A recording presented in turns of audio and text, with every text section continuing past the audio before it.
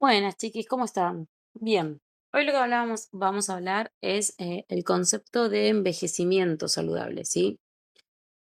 Se entiende por envejecimiento o en algunos casos lo vamos a leer como senescencia, todos estos conjuntos de modificaciones que se producen en todo organismo vivo, que esto se va a dar a lo largo del tiempo, ¿sí? Al paso de la vida. Es indistinto para cualquier organismo, ya sea animal, planta o ser humano, ¿sí? Y estas modificaciones son irreversibles o inevitables y pueden suceder por un montón de causas.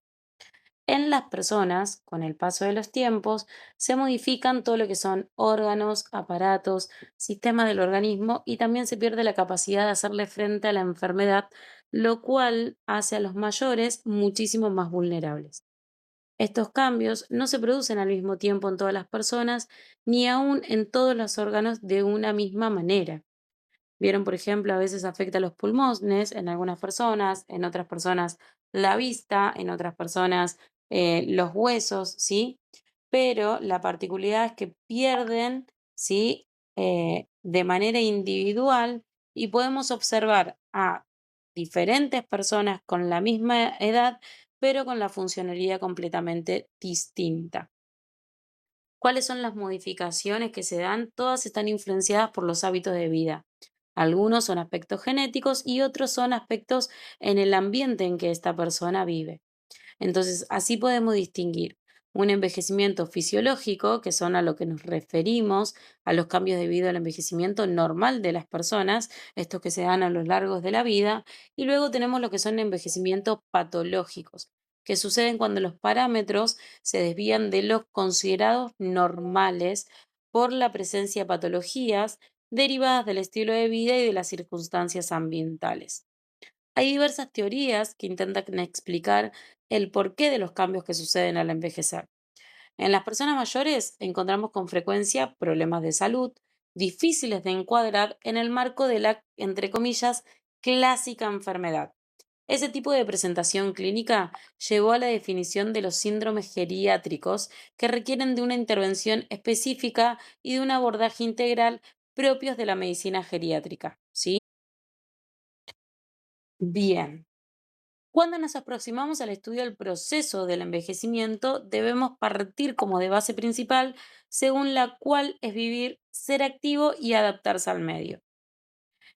El envejecimiento activo surge del mantenimiento de las capacidades físicas, las funciones cognitivas e intelectuales, la integridad afectiva y la participación social. También la motivación, el mantenimiento de un buen estado de salud, la elaboración de proyectos personales. Es entender que envejecer activamente favorece la consecución de un envejecimiento exitoso. ¿Sí? Luego tenemos todo lo que son las enfermedades prevalentes, en donde es necesario considerar que a medida que las personas envejecen, disminuye la vitalidad y la reserva fisiológica, lo cual hace que las personas mayores sean más vulnerables a padecer ciertas enfermedades a las que llamamos prevalentes, porque son las que aparecen con mayor frecuencia en la edad mayor, ¿sí? Entre ellas podemos mencionar la enfermedad cardiovascular, cáncer, accidente cerebrovascular, diabetes, infecciones, patologías osteoarticulares y así muchísimas más. Entre este en particular aparece el síndrome geriátrico. El síndrome geriátrico son el conjunto de las enfermedades en los adultos mayores, ¿sí? Que se manifiestan de manera diferente a cómo lo hacen tal vez en los más jóvenes, con signos y síntomas distintos y generalmente más inespecíficos, y se tiene en cuenta que generalmente coexisten en este grupo varias patologías y también la polifarmacia. ¿Qué quiere decir esto? Que aparecen muchos antibióticos, medicamentos preventivos. Lo que hace también es que el cuadro, a medida que avance, se complejice mucho más. Para entender, los síndromes geriátricos son ese conjunto de signos y síntomas frecuentes en las personas mayores que no corresponden a una sola enfermedad específica, sino que aparecen por la interacción de múltiples factores físicos, psicológicos y sociales asociados al envejecimiento. En el campo de la geriatría se consideran problemas de salud muy comunes en adultos mayores porque afectan su funcionalidad, autonomía y calidad de vida. ¿Cuáles son las características principales, sí, del síndrome geriátrico? Suelen presentar origen multifactorial, o sea que no tienen una sola causa, son frecuentes en adultos mayores, impactan la autonomía y la funcionalidad del adulto mayor y tiene riesgo de discapacidad o dependencia. Y también esto de la mirada de la necesidad de un abordaje interdisciplinario. Entre los ejemplos de síndrome geriátrico más frecuentes tenemos, por ejemplo, la más común, que es las caídas, problemas de equilibrio, debilidad muscular, alteraciones visuales que aumentan el riesgo de caerse. También aparece la incontinencia urinaria, la pérdida involuntaria de orina, el deterioro cognitivo, problemas de memoria, atención y pensamiento, que también pueden relacionarse con enfermedades como el Alzheimer. También aparece la inmovilidad, la disminución o pérdida de la capacidad de moverse, fragilidad, estado de mayor vulnerabilidad física frente a enfermedades o estrés, la polifarmacia, que es el uso simultáneo de muchos medicamentos que pueden generar a su vez efectos adversos, la depresión en el adulto mayor y las úlceras por presión, que son todas esas lesiones en la piel por permanecer mucho tiempo en la misma posición, ¿sí? ¿Recuerdan esto? Nosotros a veces le decimos las escaras. ¿Por qué es importante reconocerlo? ¿Sí? Detectar los síndromes geriátricos permite prevenir la discapacidad y la dependencia, mejorar la calidad de vida en el adulto mayor y diseñar planes de cuidado integrales para reducir internaciones y complicaciones. ¿Sí? Los síndromes geriátricos es importante entender que son problemas de salud complejos y frecuentes en las personas mayores que afectan su dependencia, su bienestar y que requieren un abordaje integral desde distintas disciplinas de la salud. Bien, ¿qué es lo que nosotros tenemos que entender, ¿no? Cuando empieza aparecer todo lo que comprende a lo que es el cuerpo humano y con lo que nosotros vamos a trabajar activamente. Primero entender qué es la anatomía, ¿sí? Nosotros vamos a trabajar con un otro que tenemos que conocer cómo moverlo, pero también las partes de su cuerpo, ¿sí? Entonces, ¿qué es la anatomía? La anatomía es la ciencia que se dedica al estudio de la estructura y la morfología del ser humano. ¿Sí? La anatomía fue desarrollada como ciencia con el progreso de los conocimientos de los componentes del cuerpo humano y con la aparición de nuevas técnicas con el proseguir de los años, ¿sí? Las descripciones anatómicas más antiguas se remontan alrededor del año 1600 en Egipto. Vieron que aparecían esos telares en donde se demostraba las diferentes partes del cuerpo. Y para el año 460 a.C. en Grecia, la anatomía se había transformado en parte de los saberes básicos de la medicina, ¿sí? Pensemos en esto en la antigua Grecia, de Hipócrates, de Eratóstratos, ¿sí? En donde eran los primeros en realizar disecciones de cadáveres humanos en Alejandría, imagínense, alrededor de los años 200 a.C., que constituían el poder comprender cómo era el cuerpo humano, qué era el cuerpo humano, fueron los primeros avances del conocimiento científico, ¿sí? En el año 130 después de Cristo, Galeno de Pergamo reúne la información anatómica que hasta el momento, ¿sí? Comenzó a realizar los escritos en los cuales los médicos se formaron durante los siguientes 1500 años. Imaginen esto, ¿no? Desde el año 130 después de Cristo, por más de 1500 años utilizaron esta mirada, que es la que propone Galeno de Pérgamo. En el año 15, Leonardo da Vinci retoma la disección de los cuerpos humanos, estudiando la composición del humano y sus proporciones, con las cuales comienza él a dibujar, a graficarla. Luego aparece Andrés Besalio, que es el padre de la anatomía científica moderna, quien su aporte permitió seguir un camino racional basándose en la experiencia directa y en la confrontación de distintas observaciones anatómicas. Yo luego les voy a pasar un PDF, ¿sí? En donde van a poder ir viendo un poco de lo que es los primeros gráficos de la anatomía. Ven, por ejemplo, acá nosotros tenemos cómo se graficaban antes todos los detalles, altos dibujos igual, ¿no? De lo que era el cuerpo humano, ¿sí? Acá también tenemos cómo era. diagramado el corazón. Piensen que todo esto era diseccionando, ¿sí? Cuerpos humanos para poder descubrir cómo eran. Y acá vienen un poco esto de las teorías que decíamos de Da Vinci, en donde empieza a hacer sus gráficos y demostrando que el cuerpo humano era tridimensional, ¿no? Que estaba compuesto no solo por lo que uno podía ver, sino también por todo un contenido por dentro. En esto, ¿se acuerdan como habíamos hablado previamente, ¿no? Esto de que el ser humano es un ser biopsicosocial, ¿sí? Y nosotros como sujetos somos seres biopsicosociales que dependemos de la comunicación con un otro. Y acá en esto de los niveles de organización de la materia, visto desde la materia de anatomía, ¿sí? Podemos ver que comenzamos como algo subatómico, ¿sí? Como lo mínimo en lo cual nosotros estamos organizados, para luego transformamos en atómicos, moléculas, macromoléculas, que se transforman en organelos, que a su vez estos organelos se transforman en células, que es la mínima unidad de análisis a nivel cuerpo humano, que a su vez transformamos en tejidos, órganos, aparatos y sistemas, que conforman un individuo, que este individuo forma parte de una población, luego de una comunidad, ecosistema y biosfera, que es nuestro. Ahora me van a decir, ¿por qué es importante entender todo esto? Porque luego nosotros vamos a ir trabajando con un cuerpo, ¿sí? Tenemos que aprender a comprenderlo, ¿sí?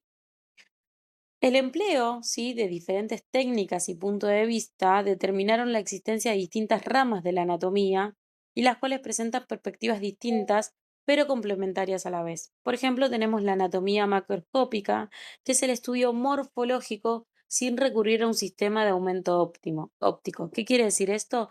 Todo lo que podemos ver a simple vista. Por ejemplo, el corazón, los músculos, los ojos, las manos, los huesos. Y luego tenemos la anatomía microscópica, que se denomina histología también, y que se dedica al estudio de la estructura de las células, los tejidos y órganos que necesitan el empleo de un microscópico. Luego tenemos la anatomía sistémica, que es el estudio de estructuras a partir de su división por sistemas, ¿sí? Y en esto es todo lo que componen los órganos, por ejemplo, el sistema respiratorio, circulatorio, muscular, locomotor. Y luego tenemos la anatomía topográfica, que es la que estudia de forma agrupada todos los elementos que se encuentran en una misma región. Entre ellos, por ejemplo, estructuras que forman la región abdominal. Así también tenemos la anatomía de superficie, que es la configuración superficial del cuerpo, reconociendo los accidentes y puntos de reparo visibles y o palpables. Para el estudio anatómico son necesarios los siguientes requisitos básicos. Primero, comenzar a comprender un vocabulario científico, nomenclatura para definir cada término y situación de las estructuras y una posición estándar del estudio, la que se denomina posición anatómica. Esto es lo que nosotros necesitamos saber, la posición anatómica. La posición anatómica se refiere, ¿sí? Es, es como la referencia universal para todas las descripciones en cómo describimos el cuerpo humano, ¿sí? Es el cuerpo de pie, erguido y la mirada al frente, ¿sí? Los miembros superiores al lado del tronco con las palmas de las manos hacia el frente y los miembros inferiores juntos, ¿sí? Con los pies paralelos y sus dedos apuntados hacia el frente. ¿Cuál es la función? ¿Sí? Todas las descripciones anatómicas se pueden realizar a partir de esta posición estándar dispuestas por convención y que es independiente de la posición en la que se encuentre el observador, ¿sí? Es como recién lo leíamos, ¿no? Cabeza erguida, ojos al frente, palmas de las manos miradas al frente, torso al frente, piernas mirando hacia el frente y unidas. Lo mismo es cuando está mirándonos de espalda. Esta es la función anatómica, ¿sí? El plano. Para observar todas las posiciones anatómicas, ¿sí? Tenemos que tener en cuenta que siempre utilizamos esto como término universal, ¿sí? Y tenemos diferentes nomenclaturas de situación de estructuras. Por ejemplo, la parte de adelante es anterior o ventral. La parte de atrás es posterior o dorsal. La parte de arriba, superior o cefálico, y la parte de abajo, inferior o caudal. Súper importante que aprendamos esta terminología. ¿Por qué? Porque en el momento de mover, ¿sí?, a un paciente, de repente vamos a decir, paciente de cúbito anterior, ¿sí? Y hay que bañarlo desde la parte dorsal, desde el centro cefálico hasta lo caudal. ¿Qué quiere decir esto? Que nosotros estamos viendo a nuestro paciente de frente, pero que debemos bañarlo la parte de atrás desde la cabeza hasta los pies, ¿sí? Con respecto a la cabeza tenemos lo proximal y lo distal. Lo proximal quiere decir a todo lo que atraviesa la línea media del cuerpo, lejos. Cerca, proximal es cerca y distal es lejos, ¿sí? Desde la línea que atraviesa la mitad del cuerpo hacia afuera de la proximidad. Con respecto a la profundidad o profundo, podemos utilizar profundo o superficial. Y para eso tenemos que aprender los planos y ejes del cuerpo para facilitar el estudio del cuerpo humano y para poder entender, ¿sí?, la disposición de las estructuras y dónde se realizan los movimientos. Yo les voy a pasar ahora un videito donde va a explicar cada uno de los ejes del cuerpo, ¿sí? Y también un PowerPoint, en donde vamos a ver que los ejes del cuerpo son líneas sucesivas de puntos que atraviesan el cuerpo dividida en tres ejes. El longitudinal o cefalocaudal, que atraviesa el cuerpo de superior a inferior. El posterior o dorso ventral, que atraviesa el cuerpo desde anterior a posterior. Y el eje lateral, que atraviesa el cuerpo desde un flanco al otro. ¿Sí? Acá les voy a mostrar las imágenes para que puedan ver todo lo que yo les estoy marcando. Igual el PowerPoint yo se los voy a mandar para que puedan ir tal vez dibujándolo, comprendiéndolo. Súper importante esto porque la clase que viene vamos a ver cómo mover o, a pacientes y tenemos que saber estas terminologías específicas. Y a su vez tenemos todo lo que son los planos de sección, ¿sí? El plano sagital, el plano frontal y el plano transversal, ¿sí? Se establece que los movimientos básicos que se realizan sobre un plano y sobre un eje son parte del movimiento, ¿sí? Por ejemplo, la flexión, extensión, aducción, abducción, rotación, inclinación lateral. Bien, yo ahora les voy a mandar este PowerPoint explicando esto junto con con un videíto explicando los diferentes ejes, ¿sí? Para que ustedes puedan ir poniéndolo también visualmente. Em, es importante que vayan empezando a tomar estas palabras más técnicas para que en el momento de mover o intercambiar guardias podamos hablar con terminología adecuada, ¿sí? Bueno, chiquis, cualquier cosa igual me preguntan. Estas como muchas palabras técnicas, por eso les voy a mandar varios videos cortitos para que lo vayan leyendo. Cualquier cosita me van preguntando, ¿sí?